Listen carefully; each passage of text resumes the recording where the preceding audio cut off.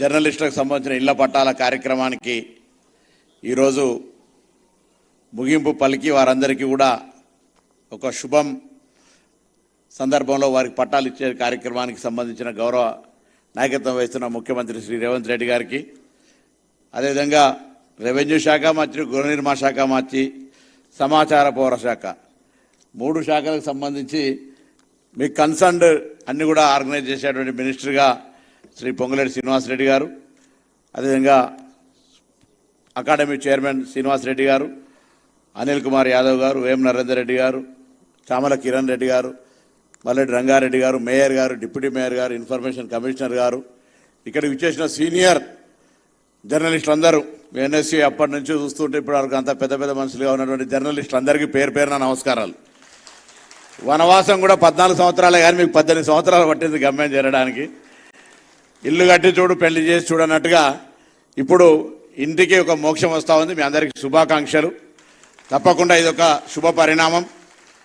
ఎందుకంటే ప్రభుత్వానికి ప్రజలకు మధ్య వారధిగా ఉండేటువంటి వృత్తిలో ఉండి, ఇంతకు పెద్దలు శ్రీనివాసరెడ్డి గారు చెప్పినట్టుగా మండలాల్లో, జిల్లాల్లో కొద్దో గొప్ప వారికి అక్కడనే స్థిర నివాసాలు ఉండడం వల్ల వృత్తిపరంగా ఇబ్బంది లేకపోవచ్చు. కానీ వృత్తిపరంగా అన్ని జిల్లాల నుంచి, అన్ని పట్టణాల నుంచి ఇక్కడికి వచ్చి వృత్తిపరంగా చేస్తూ ఉన్నటువంటి మీ అందరికీ సంబంధించిన ఒక ఇల్లును, ఉదాహరణ నేను కూడా ఒక ఇల్లు కట్టుకోవాలంటే ఎకరన్నర అమ్ముతే గుంటొచ్చే పరిస్థితి లేదు ముఖ్యమంత్రి గారు.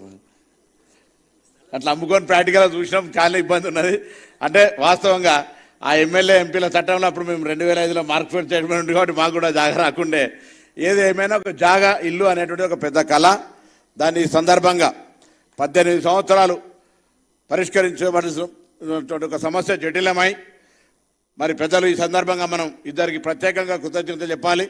ఒకరు మన చీఫ్ జస్టిస్ గౌరవ రమణ గారికి అయితే, దాన్ని అమలు చేసినటువంటి గౌరవ ముఖ్యమంత్రి గారు కూడా సమస్య పరిష్కారమై 2 సంవత్సరాలు అయింది. మనం అందరూ, మీరు అందరం కొట్లాడి సాధించుకున్న తెలంగాణలో మన ప్రభుత్వం ఏర్పడి కూడా దాన్ని మనం పరిష్కరించలేకపోయినాం. కానీ ప్రతిపక్షంలో ఉన్నప్పుడు రాష్ట్ర కాంగ్రెస్ అధ్యక్షుడిగా రేవంత్ రెడ్డి గారు పార్టీ తరఫున మీకు హామీ ఇచ్చి 2 సంవత్సరాలు ఈ అంశం పెండింగ్లో ఉన్నప్పటికీ కూడా మేము ఏర్పడ్డ మొదటి సంవత్సరంలోనే ఈ యొక్క సమస్యను పరిష్కరించి ఈరోజు మీ అందరికీ కూడా ఆ యొక్క జటిలమైన సమస్యను పరిష్కారం చేసి మీకు అందజేస్తూ ఉన్నారు. నేను గౌరవ ముఖ్యమంత్రి గారికి గ్రామీణ ప్రాంతాలకు సంబంధించి ఒక గ్రామీణ ప్రాంత నియోజకవర్గం, హుస్నాబాద్ లాంటి నియోజకవర్గం నుంచి ప్రాతినిధ్యం వహించే సందర్భంలో ఈరోజు గ్రామీణ అక్రిడేషన్లు, జర్నలిస్టులు నైపుణ్యత లేదా నైతిక విలువలకు సంబంధించి శ్రీనివాసరెడ్డి గారు చెప్పినారు కాబట్టి నేను ఆ మాటల జోలికి పోను. కానీ దయచేసి క్షేత్రస్థాయిలో నిజంగా ఇబ్బందుల్లో ఉన్నటువంటి కొంత జర్నలిస్టులు ఉన్నారు. వారికి కూడా వృత్తిలో నైపుణ్యం ఉండి నిబద్ధతతో పనిచేయగలిగి వారు ఎటువంటి పొరపాటు చేయకుండా ఉండాలంటే, ఎక్కడైతే అవసరం ఉండి ఇల్లు లేదనుకుంటారో వాళ్ళందరూ కూడా ఒక చట్టంలోనే ఏదైనా ఒక పద్ధతిని చేసి రాష్ట్ర వ్యాప్తంగా మండల కేంద్రాల్లో, జిల్లా కేంద్రాల్లో ఉన్నటువంటి వాళ్ళందరికీ, ఎందుకంటే 2000 నేను అనుకుంటా నెదురుమల్లి జనార్దన్ రెడ్డి గారు ముఖ్యమంత్రి ఉన్నప్పుడు కరీంనగర్లో అప్పుడు దేవులపల్లి అమర్ గారు వారందరూ అక్కడ ఉండి, రమణారావు గారు కూడా అక్కడ ఉండి, వీళ్ళందరూ కూడా అప్పుడు ఆ రోజు మరి అక్కడ జర్నలిస్టులకు స్థలాలు ఇచ్చడం జరిగింది.